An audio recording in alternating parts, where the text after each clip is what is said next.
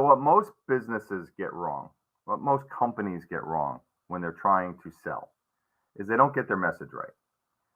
They spend too much time being cute and clever, trying to come up with these awesome little things that they think are going to attract someone, when in reality, especially in today's world, people want clarity. Let's take your website, for example. When people are searching for something, in this instance, they're searching for commercial cleaning services.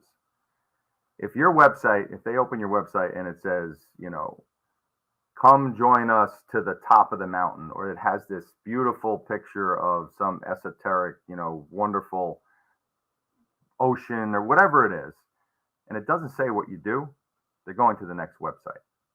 So here's a quick tip. Your website should be clean and concise, and that first page that comes up should answer 3 questions within 8 seconds. First question is, what do you sell? Second question is, how do I get it? The third question is, how's it going to make my life better?